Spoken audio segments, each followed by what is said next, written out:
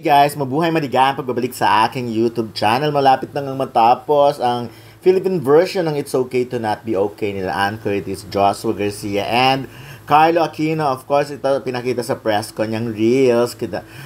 Pinakita yung mga behind the scenes BTS, kung paano sila off-cam or paano sila pag hindi na wala sa eksena. Ganyan ka-close sa mga artista. Kaya hindi ako nagtataka kung bakit very emotional sila, especially si Carlo Aquino. Talagang ang hirap naman kasi talaga ng character ni Carlo Aquino. Of course, ganun din sila Joshua at Ann Curtis. Of course, may Enchong di. Napakaraming character sa serie na ito. Napakaraming artista talaga. Kaya talagang ang akala mo hindi ganun magiging solid ang samahan nila. Pero yun nga, naging solid. Kaya talagang lungkot-lungkutan sila. Yung may iyakan blues pa. At mamaya sa isa kong vlog, makikita nyo rin kung ano ba talaga ang naganap. So, anyways, congratulations sa grupo. Dahil napakagaling na mga artista dito. Wala kang itulak, kabigan. Lahat talaga nag-perform.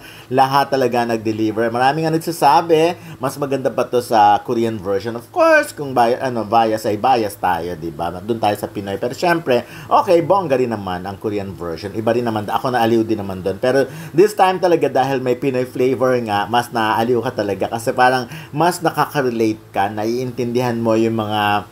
Mas naiintindihan mo yung emotions. Kasi nga Tagalog ang pag-deliver. But anyways, ayan, again, congratulations. And I hope magkaroon pa ng work tong tatlong to. Sila Joshua, Carlo, and Ann Curtis. At syempre, eto, pakinggan natin ang mensahe naman ng director ng It's Okay to Not Be Okay.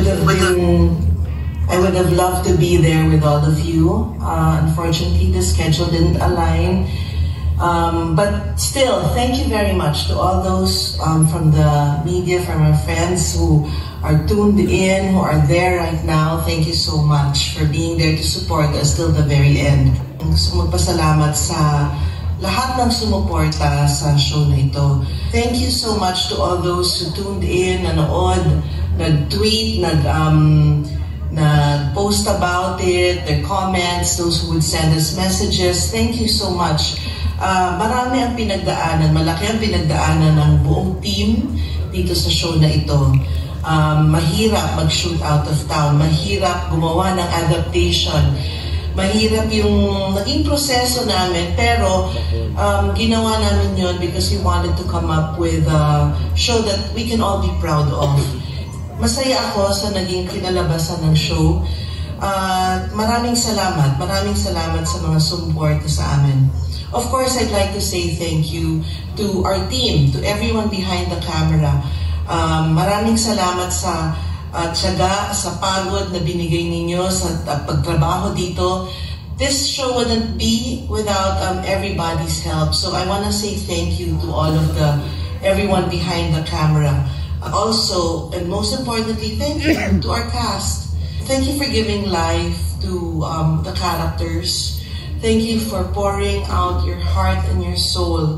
Ang huhusay ng mga artista na napili para sa show na ito. Talaga naman, nakikita mo na throughout, pinupuri yung mga artista, even the cameos, even those na short, yung guest lang, yung role, talagang tumatak, nagmarka. Everyone was really excellent. I am just so grateful that I got the opportunity to direct such a talented and passionate cast. I know that throughout, the many months that we did this, I saw and I felt the teamwork with everybody. This is going to be one of my most memorable projects. This is very close to my heart, and I'm just so grateful that we got to do this. Thank you, Star Creatives, for giving me this project. Thank you for allowing me to do this, and for the freedom also that you gave me in many aspects. Thank you for It's Okay to Not Be Okay, and for giving it our Filipino flavor. Thank you to everyone. Congratulations, and bye for now.